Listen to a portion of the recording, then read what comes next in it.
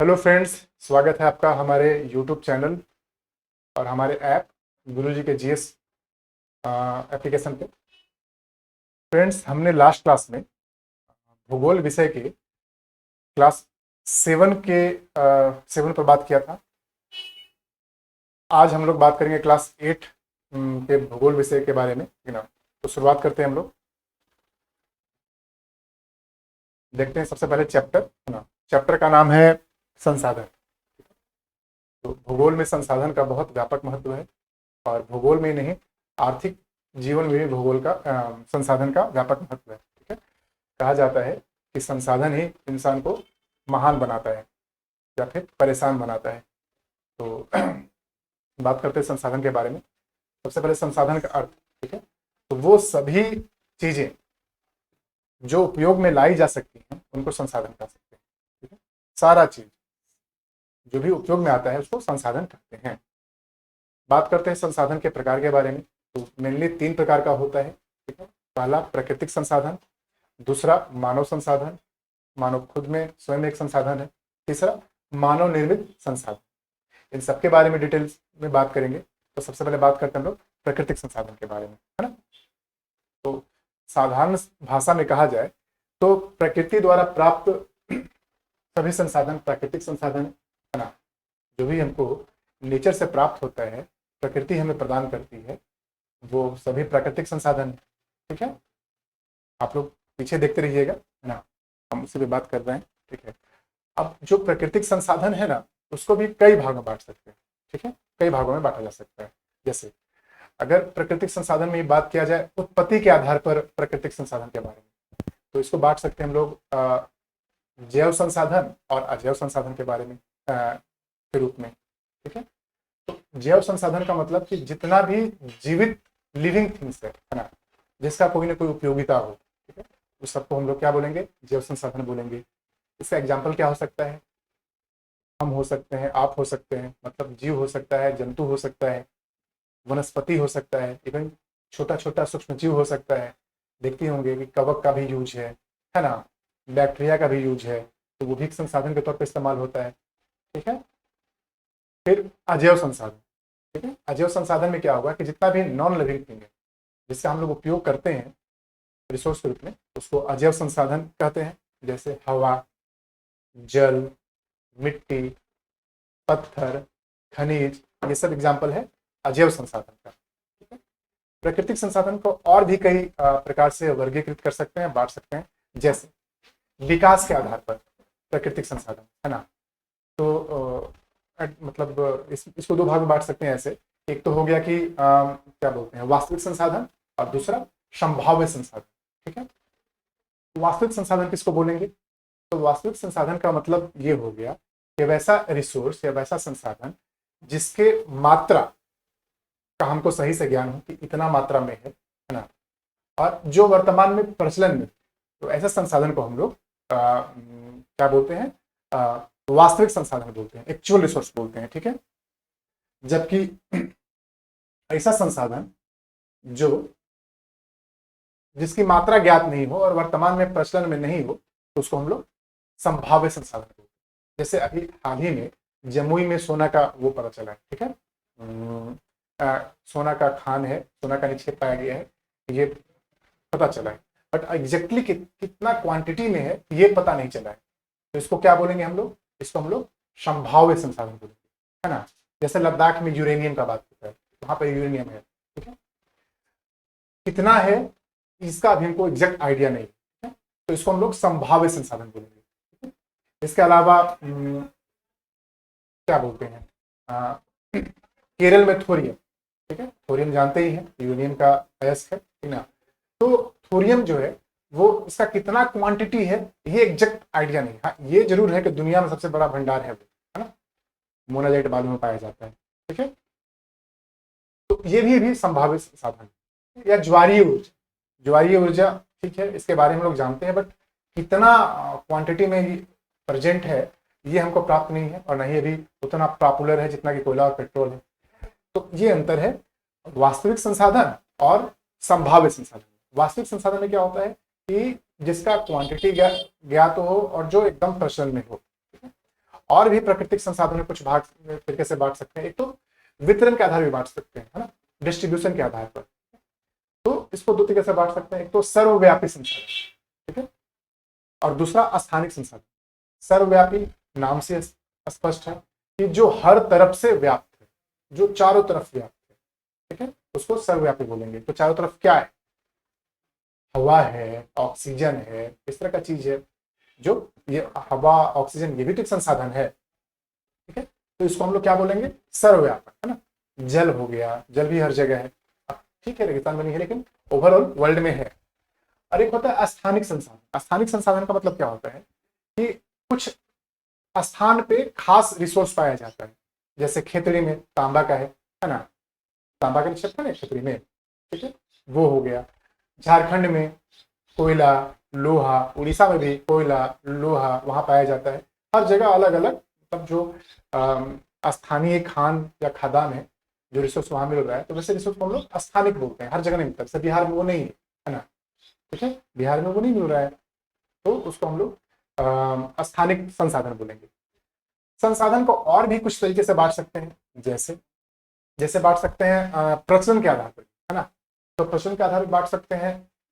एक तो होता है परंपरागत संसाधन और दूसरा होता है गैर परंपरागत संसाधन। परंपरागत संसाधन का मतलब कि वैसा संसाधन जिसका उपयोग हम लोग बहुत पुराने समय से, लॉन्ग टाइम अगो करते आ रहे हैं, है ना। और एक होता है गैर परंपरागत साधन, है ना, ठीक है। तो इस एग्जाम्पल में गैर परंपरागत, परंपरागत में तो जान ही रहे हैं, जो कोयला, लकड़ी, जूठा वगैरह सब कुछ था। गैर परंपरागत का एग्जाम्पल क्या बता सकते हैं? तो बता सकते हैं आप सौर ऊर्जा, ये एक नया चीज है ना, ये भी संसाधन है, ठीक है। पवन ऊर्जा, ज्वारीय ऊर्जा, ये सब नया संसाधन। तो ये कुछ टाइप था संसाधन का, ठीक है। अब लोग आगे बढ़ते हैं। यहाँ पर यही चीज को बताया गया है कि मानवीय आवश्यकताओं को पूरा करने वाली सभी जीव जंतु एवं पदार्थ संसाधन, ठीक है। वैसा सभी चीज जो हमारे आवश्यकता का है उसको रिसोर्स बोलेंगे।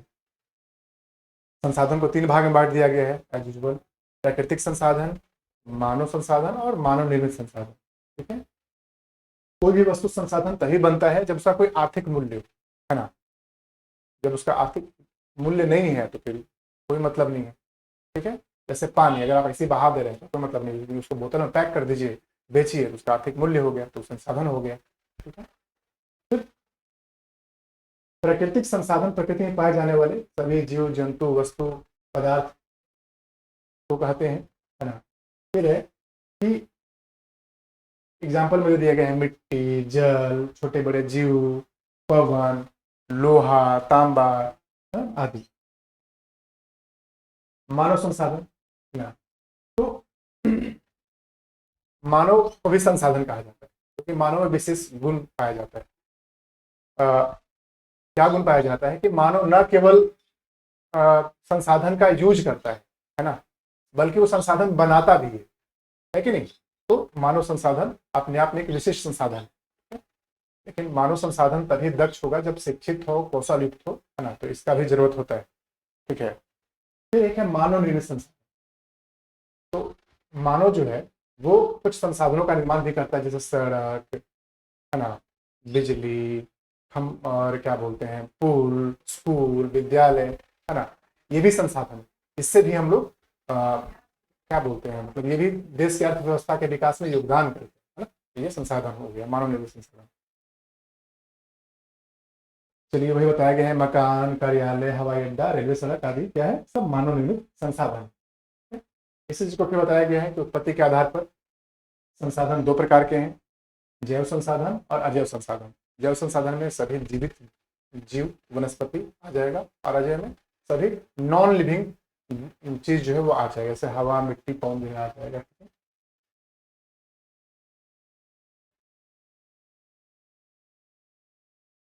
उपलब्धता के आधार पर भी ना दो प्रकार का होता है, वही एक तो सर्वव्यापी और दूसरा स्थानीय।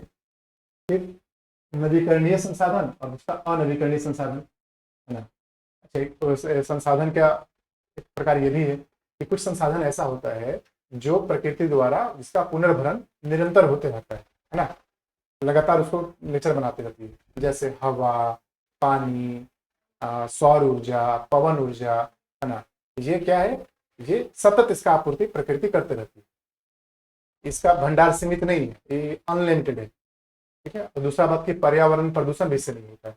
तो ऐसा संसाधन जो प्रकृति द्वारा निरंतर इसकी पूर्ति की जाती हो, वैसे संसाधनों को हम लोग नवीकरणीय संसाधन बोलते हैं। फिर एक होता है अनवीकरणीय संसाधन, ठीक है। तो कुछ संसाधन ऐसा है जो जिसका पुनर्भरण या पूर्ति जो है वो नेचर नहीं करती है तुरंत, है ना, और उसका जो भंडार है, मात्रा है, वो सीमित होता है। अगर उस सीमित मात्रा का उपयोग कर लीजिएगा तो संसाधन खत्म हो जाएगा। जैसे कि पेट्रोल, है ना, पेट्रोल, कोयला या इस तरह का जो नेचुरल रिसोर्स है ना, मिनरल्स, माइंस वगैरह, इसका लिमिटेड भंडार है। एक बार खत्म हो जाएगा तो फिर दोबारा बहुत जल्दी नहीं बनता है, बहुत लाखों साल लगता है बनने में पेट्रोल को, तो तब वो बन पाएगा, है ना। तो जो ऐसा रिसोर्स जो लिमिटलेस है, जिसका आपूर्ति, उसको रिन्यूएबल बोलेंगे, नवीकरणीय बोलेंगे। और जो जिसका खत्म होने का संभावना है, जिसका मात्रा निश्चित है, कम है, वैसे संसाधन को हम लोग अनवीकरणीय संसाधन बोलते हैं। इसी में एग्जाम्पल बता दिया गया है, लोहा, कोयला, पेट्रोलियम, तांबा, सोना, चांदी इत्यादि, ये सब अनवीकरणीय संसाधन है। फिर कुछ एग्जाम्पल बताया गया है, जैसे कोडरमा एक जगह है, ठीक है। कोडरमा में किसका भंडार पाया जाता है, तो अब्रक का भंडार पाया जाता है। जादूगोड़ा है, जादूगोड़ा में यूरेनियम का भंडार पाया जाता है। तो बताया गया है, थोड़ा सा बताया गया है फिर आपको क्या बोलते हैं, सामुद्रिक सीमा के बारे में ना। तो समुद्र में 19.2 किलोमीटर से 200 किलोमीटर तक का क्षेत्र जो है वो अपवर्जक आर्थिक क्षेत्र कहलाता है, जिसको हम लोग अन्य आर्थिक क्षेत्र भी बोलते हैं, है ना, अन्य आर्थिक क्षेत्र। तो देखिए, सबसे पहले आपको कुछ पॉइंट बताते हैं जी, ये देख लीजिएगा थोड़ा सा।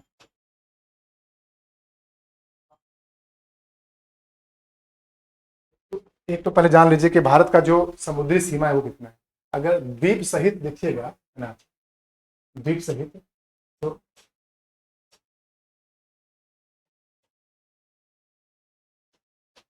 समुद्री सीमा का बात करें हम लोग, समुद्री सीमा एक तो हो गया मुख्य भूमिका, मुख्य भूमिका, ये तो पता होगा आप लोग का, 6100 किलोमीटर है। और एक हो गया कुल, है ना, समुद्री सीमा, मुख्य भूमिका 6100 किलोमीटर, और दूसरा हो गया कुल, ये है 7516.6 किलोमीटर, है ना। द्वीप मिला करके अगर देखेंगे ना आप, तो इतना पड़ जाएगा, ठीक है। चलिए थोड़ा सा इसको ठीक कर दे रहे हैं। अब थोड़ा सा हम लोग कोस्ट लाइन के बारे में देखते हैं कि किसी भी, जैसे बाउंड्री तो देख लिए, लैंड बाउंड्री तो आप लोग सबको जानते हैं कैसे इसको डिफाइन करते हैं। तो देखिए, जो भी तट का आखिरी जमीन होता है ना, उसको बेस लाइन बोलते हैं, है ना, आधार बोलते हैं, आधार रेखा या बेस लाइन, बेस लाइन। देखिए, बेस लाइन का मतलब ये जितना है ना, ये वाला, ये क्या हो गया, ये सबसे आखिरी का जो हो गया, ये बेस लाइन, ये बेस लाइन, बात समझ रहे ना, यहीं से किलोमीटर नापा जाएगा, ठीक है। इसी तरह से यहाँ पर भी ना, ऐसे ऐसे सब बेस लाइन है ना, बेस लाइन। चलिए, इधर तो महासागर है, ये तो जानते हैं आप लोग, इधर अरब सागर है और इधर बे ऑफ बंगाल है।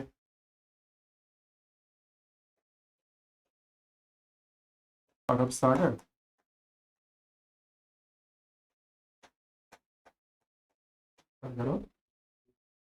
बे ऑफ बंगाल, ठीक है, बे ऑफ बंगाल। तो आगे बताए उससे पहले कुछ आप लोग को बताते हैं ना। एक तो ध्यान रखिएगा नॉटिकल में, है ना, नॉटिकल माइल का मतलब क्या होता है ना, समुद्री जो दूरी होता है ना, उसको नॉटिकल माइल में कैलकुलेट करते हैं, ठीक है। तो मोटा मोटी एक नॉटिकल माइल बराबर होता है, मोटा मोटी बता रहा हूँ, ठीक है, 1852 मीटर, है ना, एक नॉटिकल मील बराबर ये होता है। तो देखिए जो बेस लाइन है ना, बेस लाइन से यानी यहाँ से थोड़ा सा समझाते हैं। बेस लाइन से जो 12 किलोमीटर का, 12 नॉटिकल मील का क्षेत्र जो होता है, 12 नॉटिकल मील का जो क्षेत्र होता है, नॉटिकल माइल का क्षेत्र जो होता है, इसको हम लोग प्रादेशिक सीमा बोलते हैं। प्रादेशिक समुद्री सीमा, ठीक है। इधर भी 12 नॉटिकल मील था, 12 नॉटिकल मील ऐसे करके, ठीक है, चारों तरफ से, है ना। मान लेते हैं ऐसे करके, ये हो गया आपका। जो प्रादेशिक समुद्री सीमा होता है उस पर उस देश का संपूर्ण संप्रभुता होता है। कोई भी देश का जहाज वगैरह जो है वो बिना उस देश के मर्जी से, बिना उस देश के आज्ञा के नहीं लेके जा सकते 12 नॉटिकल मील के अंदर दायरे में, ठीक है। अच्छा, इस बीच में जो भी समुद्री संसाधन प्राप्त होगा, समुद्री संसाधन का मतलब पेट्रोल हो सकता है, गैस हो सकता है, सेल गैस हो सकता है, कुछ खनिज हो सकता है, मत्स्य संपदा हो सकता है, कुछ वनस्पति हो सकता है, इस सब पर कंप्लीट उसका नियंत्रण है, ठीक है। कोई एक बैठ का सवाल ही नहीं, 12 नॉटिकल मील तक, ठीक है। फिर अगला जो 12 से 24 नॉटिकल मील का जो नॉटिकल मील का क्षेत्र होता है, 24 नॉटिकल मील का क्षेत्र होता है, इसको अविच्छिन्न मंडल बोलते हैं। क्या बोलते हैं इसको? अविच्छिन्न मंडल बोलते हैं, मंडल बोलते हैं, ठीक है। यहाँ तक है। इस पे भी उसी देश का अधिकार होता है, पूरा रक्षा सुरक्षा सबका जिम्मेवारी उसका होता है, ठीक है। आगे बताते हैं इसके बाद क्या होता है। इसके बाद का जो 24 नॉटिकल मील से मिला समझ चलेगा आप लोग को, ये कर दे रहे हैं आप लोग के लिए, चलेगा तो ये कर दे रहे हैं ना, ये कर दे रहे हैं, ठीक है। इसके बाद का जो 200 नॉटिकल मील तक का क्षेत्र होता है, 24 के बाद 200 नॉटिकल मील का जो क्षेत्र होता है, उसी को EEZ, EEZ special economic zone या अन्य आर्थिक क्षेत्र, ठीक है, अन्य आर्थिक क्षेत्र कहते हैं, ठीक है। 200 नॉटिकल, 24 नॉटिकल मील के बाद 200 नॉटिकल मील तक का जो क्षेत्र होता है पूरा, देखिए जितना भारत का समुद्र है, इधर से 200 नॉटिकल मील से लेकर इधर तक जो भी 200 नॉटिकल मील क्षेत्र हो, जनाब, ये अन्य आर्थिक क्षेत्र कहलाएगा। और इस क्षेत्र में पाए जाने वाले जो भी समुद्री संसाधन है उस पर भारत का हक हिस्सा होगा। तो सोचिए भारत का जो स्थिति है वो प्रायद्वीपीय स्थिति है, 3 तरफ से समुद्र से घिरा हुआ, अरब सागर, हिंद महासागर और बंगाल की खाड़ी। तो 200 नॉटिकल मील का क्षेत्र चारों मतलब इधर से तीनों तरफ से जो है वो भारत के नियंत्रण में है या भारत का ईजेड है। तो सोचिए कि कितना समुद्री संसाधन होगा, है ना, जो भारत के लिए आर्थिक रूप से कितना लाभकारी होगा। तो संसाधन के दृष्टिकोण से इस क्षेत्र का व्यापक महत्व है और यही बताया गया है। ये एग्जाम में थोड़ा सा याद रखिएगा, 12 नॉटिकल मील तक का जो क्षेत्र होता है उसको प्रादेशिक समुद्री सीमा बोलते हैं। 12 से 24 नॉटिकल मील तक का जो क्षेत्र होता है उसको अविच्छिन्न मंडल बोलते हैं, है ना। फिर उसके बाद 200 नॉटिकल मील तक का जो क्षेत्र होता है उसको हम लोग क्या बोलते हैं, ईईजेड या अन्य आर्थिक क्षेत्र बोलते हैं। और उसके बाद 200 नॉटिकल मील के बाद का जो क्षेत्र होता है उसको हाई सी बोलते हैं, उच्च सागर बोलते हैं। वो अंतर्राष्ट्रीय जल सीमा होता है, उस पर किसी का नियंत्रण या कब्जा नहीं होता है, ठीक है। चलिए आगे देखते हैं हम लोग।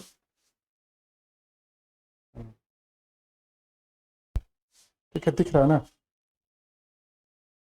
हाँ चलिए अब हम लोग कुछ प्रश्न के बारे में बात कर लेते हैं, है ना, ठीक है। तो अब प्रश्न पूछ रहा है आप लोग से कि क्या बोलते हैं, हाँ भाई आप लोग का कंप्लेन के सामने आ जाते हैं हम तो, हाँ। इनमें से कौन प्राकृतिक संसाधन है जो प्रकृति द्वारा प्रदत्त है? तो देखते हैं पंचायत भवन। तो पंचायत भवन प्रकृति बनाया है भाई, प्रकृति नेचर या जैसे पेड़ पौधा उग जाता है वैसे पंचायत भवन तो नहीं हुआ होगा अपने आप। फिर पंचायत भवन का बिच्चा रुपए, फिर फूटा, फिर पंचायत भवन फूटा, फिर पंचायत भवन का दरवाजा समझ लीजिए पेट होगा में से मुखिया जी हो, उप मुखिया जी हो, पंच सरपंच निकले, ऐसा तो नहीं होता है ना। पंचायत भवन तो आदमी लोग बनाते हैं ना, सरकार बनाती है ना। तो ये प्राकृतिक संसाधन में नहीं है। दूसरा विद्यालय, प्रकृति तो विद्यालय बनाया नहीं है, है ना। प्रकृति जंगल बनाया है, नदी बनाया है, झील बनाया है, झरना बनाया है, सूरज बनाया है, चांद बनाया है, तारा बनाया है। तो ये भी प्रकृति द्वारा बना हुआ तो है नहीं ना। तो ये भी नहीं होगा। फिर हवाई अड्डा, तो प्रकृति ये भी नहीं बनाया है। प्रकृति आसमान तो बनाया है लेकिन हवाई अड्डा थोड़ी बनाया है वो, है ना। भूमि, जमीन, जमीन प्रकृति ने बनाया है, ठीक है, इसमें कोई संदेह नहीं है। इसको लेबोरेटरी में नहीं बनाया गया है। तो इसका सही आंसर क्या हो जाएगा? ग हो जाएगा, है ना। चलिए अगला पॉइंट देखते हैं हम लोग। अगला प्रश्न, अगला प्रश्न है, इनमें से कौन प्राकृतिक संसाधन नहीं है? प्राकृतिक संसाधन नहीं है। तो सूरज प्राकृतिक संसाधन है, नेचर का हिस्सा है, बिल्कुल है, तो ये तो नहीं होगा। जल भी प्राकृतिक संसाधन है, बिल्कुल है। मिट्टी भी प्राकृतिक संसाधन है, बिल्कुल है। हवाई अड्डा नहीं, ये मानव निर्मित है, ठीक है। तो आंसर क्या हो जाएगा? ये हो जाएगा।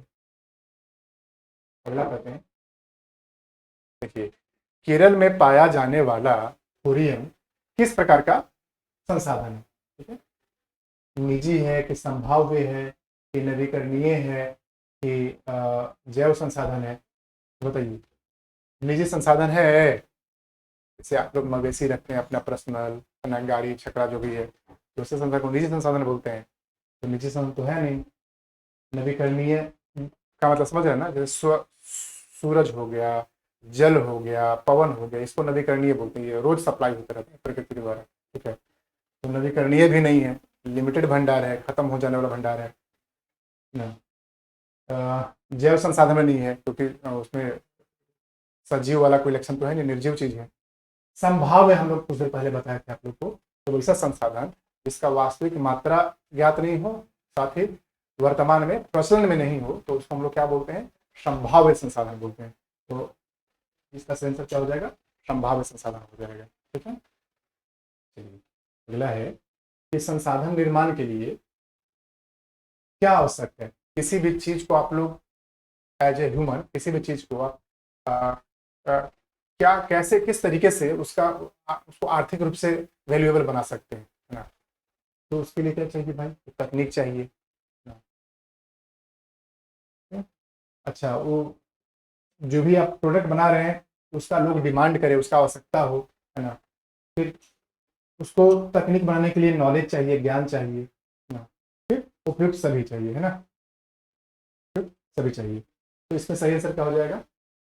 घ, ठीक है, इसमें कोई दिक्कत नहीं है। अगला देखते हैं, खाली स्थान को भरना, है ना। तो वही बात है, प्राकृतिक संसाधन, है ना। यहाँ पे प्राकृतिक आ जाएगा भाई, प्राकृतिक संसाधन जो है आ जाएगा इसमें। प्राकृतिक संसाधन क्षेत्र के विकास के लिए आधार का काम करता है ना, ठीक है। अब राजस्थान में पाया जाने वाला तांबा जो है किस प्रकार का संसाधन का उदाहरण है? मानव निर्मित कि मानव के प्राकृतिक? प्राकृतिक संसाधन हो गया। अब है अगला, क्या वर्ड इसमें पूछना चाहिए? तो ज्ञान होना चाहिए, ज्ञान एवं शारीरिक क्षमता मानव को संसाधन बनाने के लिए आवश्यक है, ठीक है। कोई दिक्कत? अच्छा, आप लोग में से कुछ छात्र लोग का कंप्लेन है कि सर बहुत ज़्यादा समझाते नहीं। देखिए बॉस, आपका जो सिलेबस है ना बहुत लिमिटेड है, ठीक है। हमको इस बात का ध्यान रखना है कि आपको इतना फालतू ना बता दिया जाए कि काम का चीज़ भी भूल जाइए। बताने के लिए हर एक पॉइंट पर 2.5-2.5 घंटा का लेक्चर चल सकता है, ठीक है। तो हमको इस बात का ख्याल रखना होगा, ठीक है। और अगर समझने समझाने को लेकर के कोई समस्या होगा तो आप सर से मेरा नंबर लीजिएगा, पर्सनली कॉल कीजिएगा, अपना पक्ष रखिएगा कि क्या आपको दिक्कत हो रहा है, हम उसको एज पॉसिबल सॉर्ट आउट करने का प्रयास करेंगे, ठीक है। बट जो आपके काम का चीज़ है सिर्फ वही बता रहे हैं, आप तो फालतू कुछ बताने का प्रयास नहीं कर रहे हैं ना। इस बात का ध्यान रखिएगा। हर एक चीज़ पर, हर एक पॉइंट पर आपको जो भी पॉइंट चाहिए होगा आप अलग से बात कर लीजिएगा। 2.5-3 घंटा का लेक्चर दे सकते हैं, और पॉइंट बकवास नहीं ना। बट वही बात है कि फिर फायदा क्या होगा आपको? जो काम का चीज़ है वो भूल जाइएगा। बीपीएससी का स्पष्ट निर्देश है कि पाठ्य पुस्तक को आप लोग बेच नहीं, है ना। टू दी पॉइंट बात करना बहुत जरूरी है ना। किस्सा कहानी करने लगेंगे तो फिर फायदा नहीं होगा ना, सुनने में अच्छा लगेगा लेकिन काम कुछ नहीं होगा उसका। चलिए अब आते हैं हम लोग अगले चैप्टर पे, वो तो खत्म हो गया है ना। अब आते हैं हम लोग अगले चैप्टर पे। तो नाम क्या है इस चैप्टर का? इस चैप्टर का नाम है भूमि, मृदा एवं जल संसाधन। संसाधन पर ही बात कर रहे हैं हम लोग। संसाधन का कई प्रकार है ना। तो हम लोग बात कर लेते हैं पहले इसमें कुछ और, इसको सब कैटेगरी में डाल करके और क्लियर करने का प्रयास किया गया है संसाधन को। तो भूमि, मृदा एवं जल संसाधन बहुत जरूरी संसाधन है, तो इसको डिटेल में जानते हैं हम लोग यहाँ पर। तो इसमें बताया गया है कि जो पृथ्वी है हमारा, उसके 29% क्षेत्र पर भूमि का विस्तार पाया जाता है। ठीक है, कोई दिक्कत नहीं है। अगला कि जो भूमि है, तो भूमि भी एकदम हर जगह समान नहीं है। कहीं पर्वत है, कहीं पठार है, कहीं घाटी है, कहीं मरुस्थल है। इस तरह का भी विविधता पाया जाता है। यहाँ 71% पे जल है, कोई दिक्कत नहीं है। 29% क्षेत्र पर जो है वो मैदान पाया जाता है। बट जो मैदान है ना, सॉरी जो भूमि है, वो भी समरूप नहीं है। इसमें भी बहुत भिन्नता पाया जाता है। पर्वत, पठार, मैदान, घाटी, मरुस्थल वगैरह। ठीक है, लेकिन जो इंसान होता है, जो जनसंख्या का बड़ा भाग होता है, वो कैसे एरिया में बसना पसंद करेगा? हमें आप जो है वो कैसे एरिया में बसना पसंद कीजिएगा? पहाड़ी एरिया में, कि घाटी के नीचे, कि मरुस्थल में, या मैदान में? मैदान में। तो यही कारण है कि जो जनसंख्या का बड़ा हिस्सा जो है वो मैदानी क्षेत्र में बसता है। क्यों? क्योंकि वहाँ पर कृषि के लिए अनुकूल दशा है ना। नदी वैसे नदी से मतलब अस्थायी रूप से वहां से बह रही होती है, तो नदी से उसको पेयजल मिल जाता है, जलमार्ग मिल जाता है। और मैदानी एरिया में क्या होता है कि हाँ, मतलब वहां पर जो है अच्छा डेवलपमेंट पाया जाता है। वहां पर आप उद्योग लगा सकते हैं, है ना। ज्यादा जनसंख्या होता है तो श्रम बल इजिली उपलब्ध हो जाता है। तो नॉर्मली जो है इंसान मैदानी क्षेत्र में बसना पसंद करता है। ठीक है, इसी में तीसरा पॉइंट है कि मैदानी क्षेत्र का भी कुछ एग्जाम्पल है कि प्रेरी और स्टेपी, है ना। प्रेरी पता है ना, अमेरिका में है, और स्टेपी रसिया यूक्रेन में। तो प्रेरी क्षेत्र जो है वो नॉर्थ अमेरिका में है, और यहाँ गेहूं का खेती खूब होता है। इसी तरह से स्टेपी एक क्षेत्र है रसिया और यूक्रेन में। ठीक है, वहां पे क्या है कि वहां पर भी गेहूं का खेती खूब होता है। ठीक है, अगला पॉइंट है कि भूमध्य सागरीय प्रदेश की भूमि पर रसदार फलों की खेती की जाती है। ठीक है, तो जो भूमध्य सागरीय जलवायु, वहाँ पता ही होगा, भूमध्य रेखा पर गर्मी खूब पड़ता है, वर्षा भी खूब होता है। ठीक है, तो जाहिर सी बात है कि तो जो यहाँ पर पेड़ होगा, है ना, उसका फल जो होगा खट्टा होगा, रसदार होगा। तो भूमध्य सागरीय जलवायु में ना वो रसदार फलों की खेती होती है। शराब का भी उत्पादन खूब होता है। आप नोटिस कीजिएगा, देखिएगा कि जितना भी मेडिटेरेनियन क्लाइमेट वाला देश है, वहाँ पर शराब का खूब कंपनी में लगता है ना। ये बताया कि भारत में भूमि उपयोग संबंधी आंकड़ों का समाकलन जो है वो कौन करता है? तो भू राजस्व विभाग करता है ना। जमीन का सारा रिकॉर्ड रखता है ताकि कोई विवाद नहीं हो। अगला पॉइंट है कि भूमि उपयोग के भी कुछ कुल 5 वर्ग है ना। ठीक है, फिर अगला पॉइंट है जल जमाव से मिट्टी में लवणता एवं क्षारीयता बढ़ जाती है ना। ज्यादा अगर सिंचाई करेंगे ना तो वो भी मृदा के लिए नुकसानदायक होता है, उसमें लवणता और क्षारीयता आ जाता है ना। अक्सर इस तरह का समस्या भारतीय मृदा में पाया जाता है। तो किसी भी मृदा के लवणता और क्षारीयता को दूर करने के लिए किसका उपयोग किया जाता है? जिप्सम का उपयोग किया जाता है। ठीक है, चलिए अगला पॉइंट है कि मृदा में पेड़ पौधे, जीवों एवं अन्य सड़े गले पदार्थों के अवशेषों को ह्यूमस कहा जाता है। कोई भी पेड़ जो होता है ना, उससे पत्ती गिरता है ना, मिट्टी पे जम जाता है, तो कालांतर में धीरे धीरे क्या होता है कि वो गलने लगता है, तो गल करके वो ह्यूमस बन जाता है ना। अगला पॉइंट है 1 सेंटीमीटर मोटी सतह वाली मृदा के निर्माण में सैकड़ों साल लग जाते हैं, हजारों साल लग जाते हैं ना। मृदा अपने आप में संसाधन है, कैसे संसाधन है? इससे हम लोग क्या उगाते हैं? फसल उपजाते हैं, फल फूल उपजाते हैं, जिसका हम लोग उपभोग करते हैं, व्यापार करते हैं। मृदा में ही होता है ना। तो जो मृदा का 1 सेंटीमीटर लेयर होता है वो बनने में हजारों साल लगता है, लेकिन हम लोग जंगल काट करके, तो उद्योग लगा करके, जमीन का अवैज्ञानिक उपयोग करके, जो हजारों साल में बनने वाला, सैकड़ों साल में बनने वाला संसाधन, उसको ऐसे ही हम लोग बर्बाद कर देते हैं। तो फाइनली नुकसान हम ही लोग को हो। ठीक अगला पॉइंट है हम्म, कि पेड़ पौधे, जीव जंतुओं, मानवीय क्रियाओं तथा जल की प्रतिक्रिया से चट्टान का टूटना गलना ऋतु क्षरण कहलाता है ना।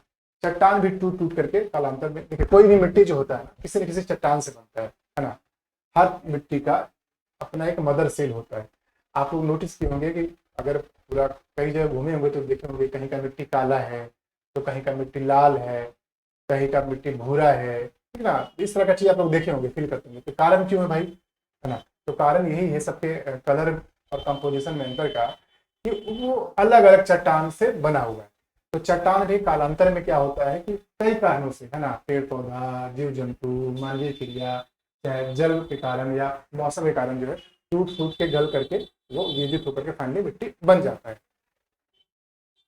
मृदा में कुल 4 स्तर पाया जाता है ना। मृदा जब अगर उसका वो कीजिएगा, एनालाइज कीजिएगा तो उसमें 4 लेयर पाया जाता है ना। 4 4 लेयर पाया जाता है मृदा में, ए बी, है ना, सी डी करके 4 लेयर पाया जाता है। ठीक है, कोई दिक्कत नहीं। सबसे ऊपर में वही ह्यूमस वगैरह होता है ना, और सबसे नीचे होता है जो मदर सेल होता है वो। ठीक। अच्छा, कभी कोई पूछ सकता है कि स्टडी ऑफ सोइल या मृदा का अध्ययन क्या कहलाता है, तो क्या बोलेंगे उसको हम लोग, पेडोलॉजी बोलते हैं ना। देखिए यही मिट्टी को बताया गया है, ऊपरी मृदा, फिर अवर मृदा, ए बी सी स्तर, और आधार सेल या मदर रॉक्स, है ना, मातृ चट्टान जिससे वो मिट्टी का निर्माण हुआ है। अगला पॉइंट है कि लाल एवं पीली मृदा प्रायद्वीपीय पठार के पूर्वी एवं दक्षिणी हिस्से में पाई जाती है। मृदा का भी क्षेत्र पाया जाता है ना। तो लाल मृदा कहाँ पाया जाता है, तो जो प्रायद्वीपीय पठार है ना, ठीक है, उस क्षेत्र में पाया जाता है, प्रायद्वीपीय पठार क्षेत्र में पाया जाता है। ठीक है। लेटराइट मृदा का निर्माण निक्षालन की प्रक्रिया से होता है। निक्षालन का मतलब क्या होता है कि मान लेते हैं कि ढाल पर, है ना, ढाल पर भी मृदा है, तो वैसा ढाल जिस पर लगातार पानी तेजी से आता हो और मिट्टी के ऊपरी वाले लेयर को वाश करके आगे बढ़ जाता हो। ठीक है। तो क्या होता है कि मिट्टी जो है सही से डेवलप नहीं हो पाता है, ऊपरी पर डेवलप नहीं हो पाता है। मिट्टी में जो भी ह्यूमस और जो हल्का पदार्थ होता है वो पानी के धार से बह जाता है, वाइप हो जाता है।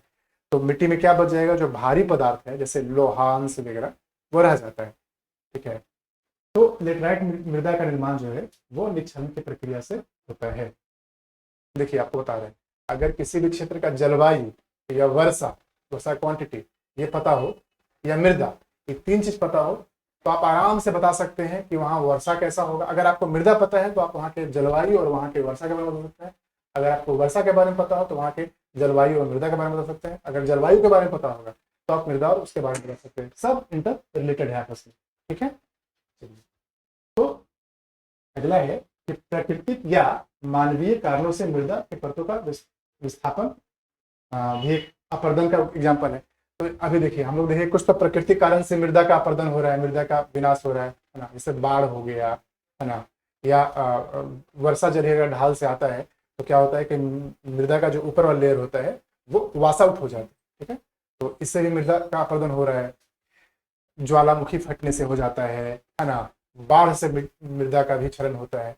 बट इसके अलावा मानवीय हस्तक्षेप से भी मृदा का विनाश होता है। जैसे कि अब कृषि वाले क्षेत्र में आप उद्योग लगा दीजिएगा, या उद्योग का कचरा जो है वो आप वहां पर जाकर के रख दीजिएगा खेती योग्य भूमि में, तो मृदा का जो गुणवत्ता है, उर्वरता जो है वो नाश हो जाएगा। वो मृदा जो है वो एक अनुर्वर भूमि के रूप में बदल जाएगा। तो इससे भी मृदा का विनाश होता है ना। अच्छा, हम लोग वनोन्मूलन कर रहे हैं, बिल्डिंग, डैम, सड़क, पुल बनाने के लिए, तो इससे क्या होता है कि अगर जंगल काट लेते तो मिट्टी जो है, मिट्टी जो जकड़ा रहता है आपस में वृक्ष के कारण, है ना, वो पकड़ ढीला हो जाता है, ढीला होकर के थोड़ा सा पानी में बह जाता है ना। डैम, नहर, सड़क बनाते हैं तो इससे भी मृदा का अपरदन होता है। तो प्राकृतिक कारण तो है ही है मृदा अपरदन के या मृदा विनाश का, मानवीय कारण भी बहुत बड़ा रोल निभाता है मृदा के अपरदन में या मृदा के विनाश में। यहाँ बताया गया है कि उबड़ खाबड़ क्षेत्र में क्षुद्र नलिका व अवनलिका अपरदन होता है ना। अब अगर आप बुंदेलखंड वाले एरिया में जाइएगा, है ना, तो वहां पर आपको ये चीज दिखाई देगा। वहां पर क्या है कि जमीन काफी उबड़ खाबड़ होता है, वहां वर्षा का जल होता है ना, तो पूरा ऐसे ऐसे ऐसे ऐसे करके चारों तरफ बहने लगता है, ऐसे ऐसे करके बहने लगता है काफी फोर्स के साथ। तो इससे क्या होता है कि अच्छा खासा मृदा का वहां पर अपर्दन हो जाता है। और स्लाइड बिहार के क्षेत्र में आपको अक्सर मिलेगा। गाँव में आप लोग देखते होंगे, जो छोटा छोटा नदी नाला होता है, तो पानी जब बाढ़, मतलब जब नाला में पानी अचानक से आ जाता है, तो किनारे के ऊपर खूब कटाव करता है एकदम। मान लेते हैं कि नाला का फ्लो का लाइन ऐसे है, तो जब पानी खूब भर जाता है तो पानी ना अंदर के घुसने लगता है, कभी कभी अंदर के घुसने लगता है। बाद में गर्मी के दिन में सूख जाता है, तो इधर से थोड़ा सा हल्का एकदम पतला इधर से रास्ता बन जाता है, आसपास से मिट्टी भी अपरदित हो जाता है और इसका सा रास्ता ही बन जाता है। तो ऐसे आकृति को हम लोग बीहड़ बोलते हैं, है ना, पूरा रिवाइन लाइन टाइप का बन जाता है। अगला है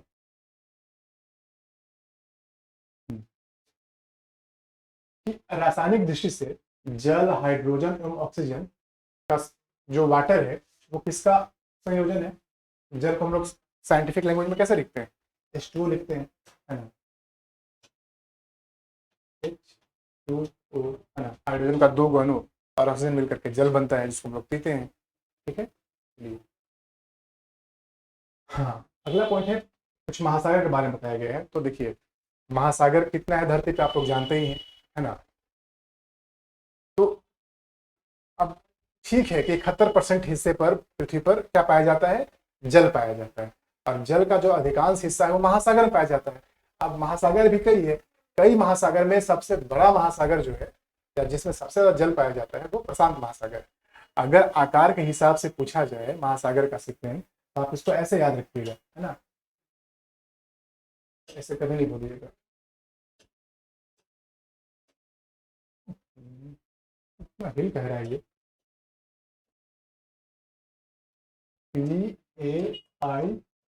PAISA, ऐसे याद रखिएगा तो कभी नहीं भूलिएगा। पैसा याद रखिएगा तो याद रहेगा। P फॉर पैसिफिक, है ना, A for Atlantic, I for Indo ocean, Indo ocean मतलब हिंद महासागर, और S फॉर आर्कटिक, और S फॉर मतलब साउदर्न पोल के बारे में बोल रहे हैं। आप लिंक बैठा था, एक अच्छा वर्ड बना था, साउदर्न सी बोल दीजिएगा, या साउदर्न सी का मतलब आर्कटिक, और A फॉर अंटार्कटिका, है ना। इसको महासागर नहीं माना जाता है, दोनों जगह बर्फ जमा हुआ है। तो ये है आकार के हिसाब से महासागर का सीक्वेंस। तो जो सबसे ज्यादा जल है समुद्र में भी वो प्रशांत महासागर, और सबसे कम है वो आर्कटिक महासागर में, पूरा का पूरा तो बर्फ जमा हुआ है ना। अब पृथ्वी पर कुल आयतन का 97% जल जो है वो महासागर है। ठीक है। पृथ्वी पर जो जल पाया जाता है, तो हम लोग देखें कि पृथ्वी के 71% हिस्से पर जल और 29% हिस्से पर जमीन पाया जाता है।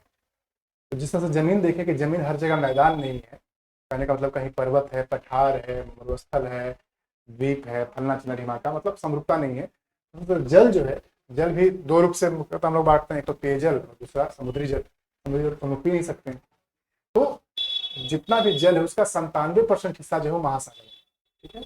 97% का भी जो लगभग 50% हिस्सा या 49.9% हिस्सा जो है वो प्रशांत महासागर में। ठीक है। और समुद्री जल को पेयजल के रूप में इस्तेमाल नहीं किया जा सकता है।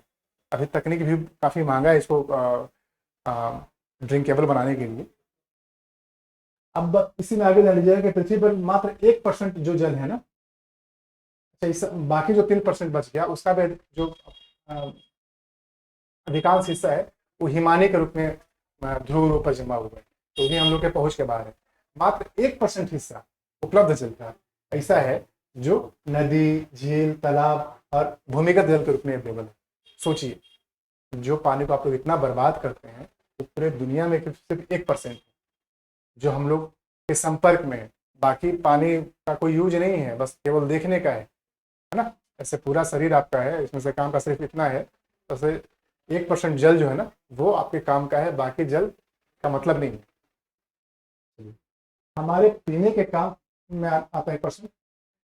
हम लोग करते क्या है कि इस जल में भी तरह तरह का प्रदूषण फैलाते हैं, है ना। क्या फैलाते हैं प्रदूषण, कैसे फैलाते हैं हम लोग प्रदूषण? तो कचरा डाल देते हैं, घर का कचरा डाल देते हैं, उद्योग का कचरा डाल देते हैं, ठीक ना। मवेशी जानवर वगैरह उसमें धुल देते हैं, नहा देते हैं, है ना। चिकित्सीय कचरा जो होता है उसको डाल देते हैं, और जो पानी की शुद्धता है उसको हम लोग उसका नाश कर देते हैं। तो इससे जल प्रदूषित हो जाता है ना। और यही जो है हम लोग के लिए बीमारी का कारण बनता है। जल से भी कई बीमारी होता है ना, दूषित जल से डायरिया होता है, आप देखे होंगे आप लोग, मेनिंजाइटिस होता है, मिनीमाटा होता है, बहुत सारा रोग जो है वो प्रदूषित जल से पीने से होता है। अब हम लोग इसमें देख लेते हैं कुछ क्वेश्चन के बारे में, ठीक है। तो क्वेश्चन में वही बात है कि भाई पृथ्वी के कितने % भाग पर स्थल है?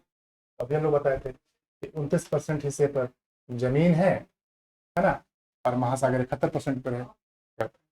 विश्व में सघन जनसंख्या कहाँ मिलता है?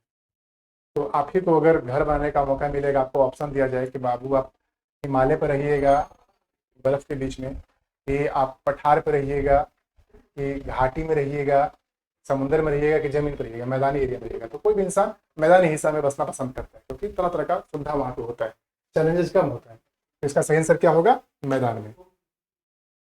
अगले प्रश्न पे आते हैं हम लोग कि भारत में भूमि उपयोग संबंधी आंकड़े कौन रखता है? सरकार रखती है। सरकार का कौन सा विभाग इसका आंकड़ा रखता है? तो इसमें हम लोग क्या देखे थे? हाँ, इसमें देखे थे हम लोग, भू राजस्व विभाग जो होता है वो रिकॉर्ड को कीप करता है ना। चलिए, अगला पॉइंट है कि भूमि उपयोग के कुल कितने प्रमुख वर्ग है? तो 5 वर्ग है ना। चलिए अगला देखते हैं कि मिट्टी में, मृदा में कुल कितने लेयर पाए जाते हैं? तो हम लोग ये बात की थे ABCD। सबसे निचला लेयर में मदर सेल या जननी चट्टान होती है, और सबसे ऊपरी सेल में वही ह्यूमस वगैरह होता है। अब है समुच्चय रेखीय खेती करना किसका उपाय है ना। तो देखिए, पर्वतीय क्षेत्र में मृदा अपरदन बहुत तेज होता है ना, पानी जब ऊपर जमा होता है तो बहुत तेजी से बहता है, तो यहाँ पर खेती करना बड़ी मुश्किल होता है, क्योंकि मिट्टी का अपरदन हो जाता है। तो ऐसे क्षेत्र में ना सीढ़ी नुमा खेती किया जाता है, ऐसे सीढ़ी बनाते थे। इस पहाड़ी एरिया में जाएगा तो खेती ऐसे किया जाता है, ऐसे ऐसे ऐसे ऐसे ऐसे ऐसे खेती किया जाता है। तो इससे क्या होता है कि न केवल मृदा अपरदन पर रोक लगता है, बल्कि जो फसल होता है इसमें जल का जमाव भी कम होता है। तो ऐसे खेती को हम लोग समोच्च रेखीय खेती या कंटूर फार्मिंग या सीढ़ीनुमा खेती बोलते हैं, है ना। कुछ इस तरह से भी सीप दिखाई देगा, अगर सेटेलाइट भी देखिएगा तो इस खेती का कुछ आकार इस तरह से भी दिखाई देगा, ऐसा भी दोस्तों दिखाई देगा। तो ऐसे खेती को हम लोग क्या बोलते हैं? समोच्च रेखीय खेती बोलते हैं। और ये पर्वतीय क्षेत्र में बहुत कारगर होता है मृदा अपरदन को रोकने में, ठीक है, मृदा अपरदन को रोकने में।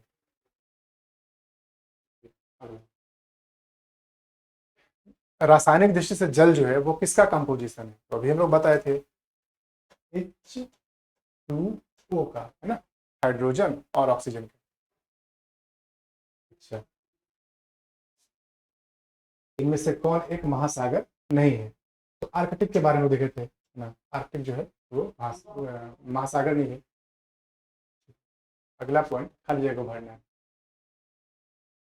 कि मिट्टी में जो जीव या वनस्पति का सड़ा गला पदार्थ होता है ना, अवशेष होता है, उसको हम लोग क्या बोलते हैं? तो हम लोग क्या देखे थे? ह्यूमस बोले थे उसको, है ना, ह्यूमस बोले थे ना, ह्यूमस कहते हैं। अच्छा, दक्कन क्षेत्र में कैसी मिट्टी पाई जाती है? दक्कन ट्रैप में महाराष्ट्र वाला हिस्सा हो गया, कर्नाटक वाला हिस्सा हो गया सब, तो वहां पर काली मिट्टी पाई जाती है। काली मिट्टी को और कौन सी मिट्टी बोलते हैं? रेगुर मिट्टी बोलते हैं, काली कपास की मिट्टी बोलते हैं इसको। कपास से खेती बहुत बढ़िया होता है। अच्छा, लेटराइट मिट्टी का निर्माण कैसे होता है? बताए थे हम लोग कि जब मृदा का निच्छालन हो जाता है ना, वासंत हो जाता है ऊपरी लेयर, तब उसका निर्माण होता है। तो निच्छालन लिख लेंगे, निच्छालन द्वारा। फिर है कि भूमि क्या है? एक प्रकार का, तो एक प्रकार का प्राकृतिक संसाधन है ना, भूमि जो है वो प्राकृतिक संसाधन है। तो वही, लेकिन उसी भूमि पर अगर पंचायत भवन बन जाए, सरकारी कार्यालय बन जाए, तब वो किस प्रकार का संसाधन होगा? तब वो मानव निर्मित संसाधन होगा, है ना। तो भूमि अपने आप में प्राकृतिक संसाधन। फिर है महासागरों में जो टोटल जल उसका कितना % है? तो 97% है ना।